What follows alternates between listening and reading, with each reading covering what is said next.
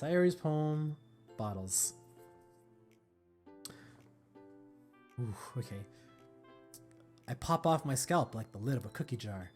It's the secret place where I keep all my dreams.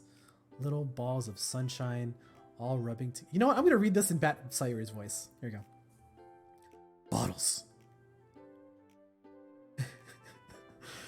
I pop off my scalp like the lid of a cookie jar. It's the secret place where I keep all my dreams. Little balls of sunshine, all rubbing together like a bundle of kittens. I reach inside with my thumb and forefinger and pluck one out. It's warm and tingly, but there's no time to waste.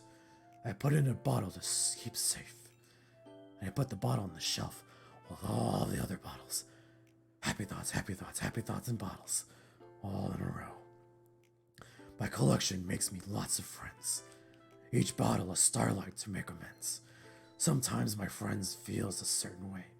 Down comes a bottle to save the day. Night after night, more dreams. Friend after friend, more bottles. Deeper and deeper my fingers go. Oh my goodness.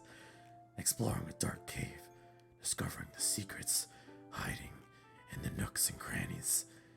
Digging and digging, scraping and scraping. I know, dude. This finger's going super deep. I blow off the dust off my bottle caps. It doesn't feel like time elapsed. My empty shelf could use some more. My friends look through my locked front door. The pirate directly Luigi. Nice. Finally, all done. I open up, and in come my friends. In they come, in such a hurry. Do they want my bottles that much? I frantically pull them from the shelf, one after the other, holding them out to each and every friend, each and every bottle. But every time I let one go, it shatters against the tile between my feet. Happy thoughts, happy thoughts, happy thoughts, in shards all over the floor. There were supposed to be more for my friends who aren't smiling. They're all shouting, pleading, something.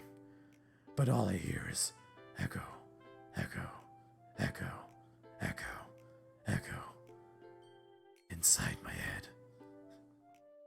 And there's Sayori's poem, Bottles, done in Bat Sayori voice.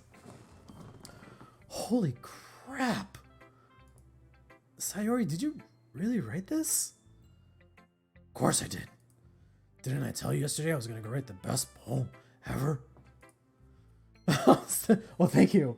Thank you. Thank you for the standing ovation. I appreciate it. Yeah, but I mean, I didn't expect something like this coming from you. Monica taught me a whole lot, and I've been really in touch with my feelings recently. Oh, my throat.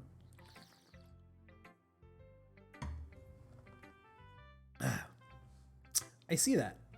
It's almost kind of creepy. Creepy?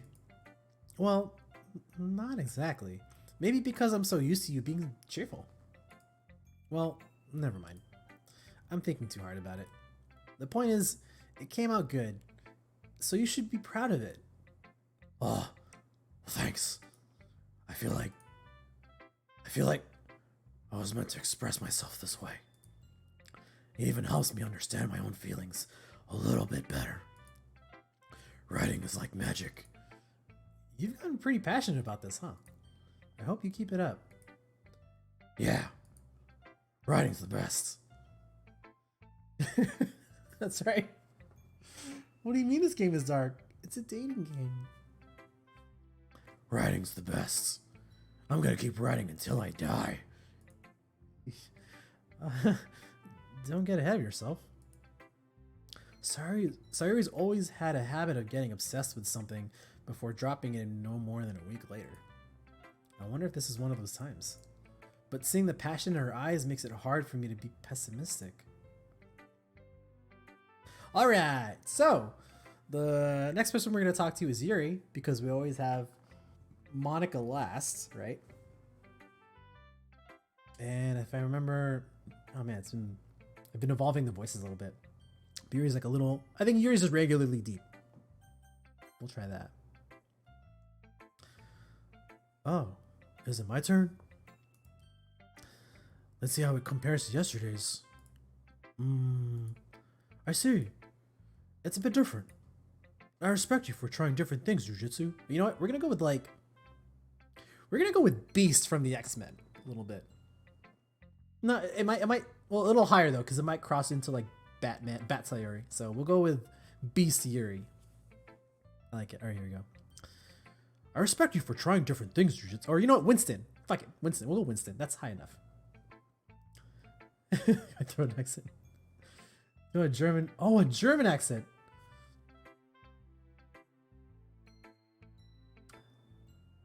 Let's do it. Deep German Yuri.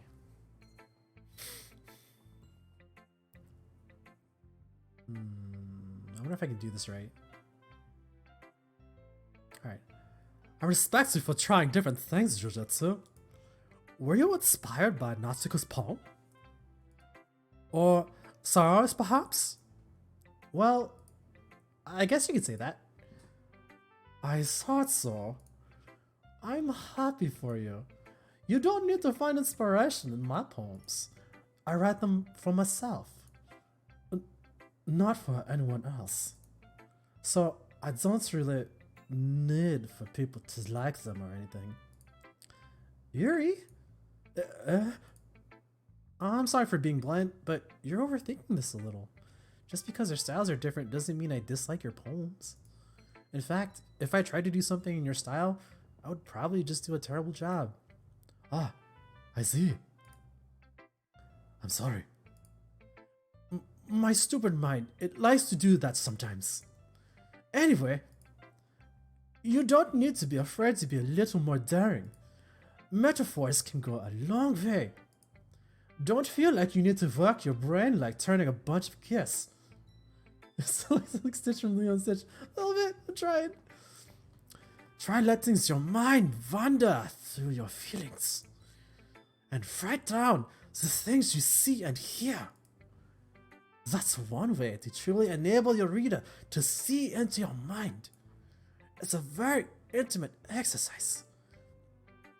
I see. That's a certainly interesting technique. Thanks for sharing. Well, an example of that.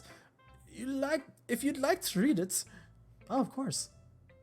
Is this the poem you wrote for today? Yeah, like the medic from TF2. Yeah, I'm bouncing around a little bit. I'm trying to find that German voice. It's a little tough. But yeah, the medic from TF2, I like that. I like that.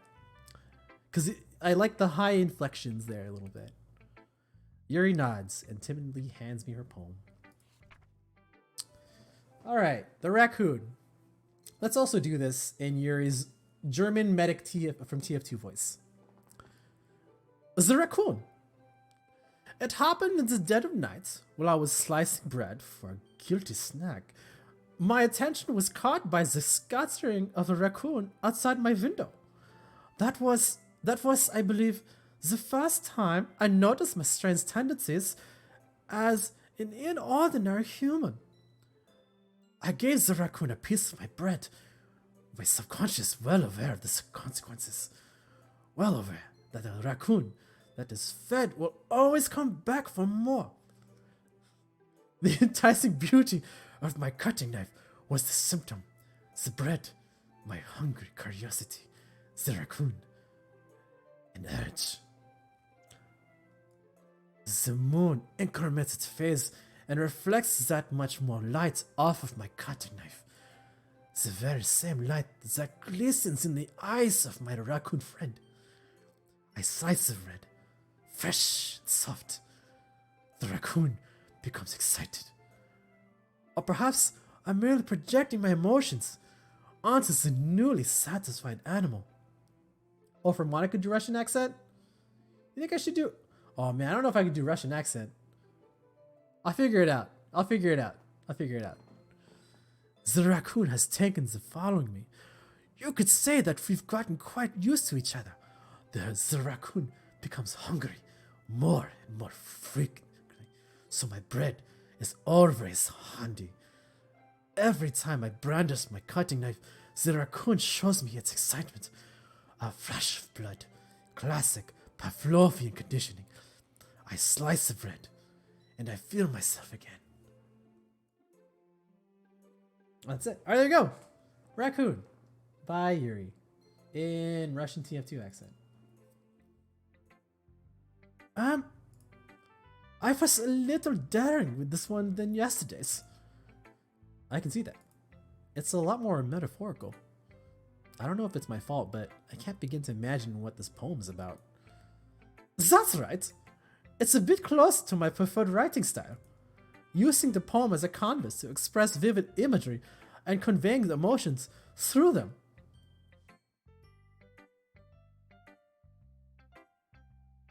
Mini fridge or Wi-Fi router?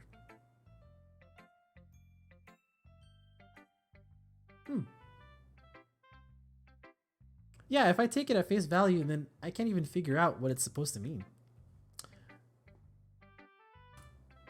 Well, I think it's something that different people can relate to in their own way. I wanted to express the way it feels for me to indulge in my more unusual hobbies. It's those sorts of things I'm usually forced to keep to myself, so I sometimes enjoy writing about them. Oh, that's funny. Did Natsuki also write something about that? About someone being ridiculed for strange interests? She did? Yeah. She was talking about how it doesn't matter what you're into as long as you're not hurting anybody. She's right.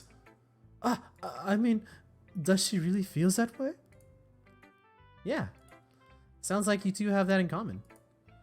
That's interesting. To me, she seemed like the kind of person who would make fun of my hobbies. But I suppose that's my fault for judging, isn't it? Please don't tell her I said that. Don't worry, I have no reason to. Oh, okay. Well, thank you for sharing it with me. After all, if I hadn't learned to embrace my own weirdness, I would probably hate myself. I might be ranting a little bit now, but I'm glad that you're a good listener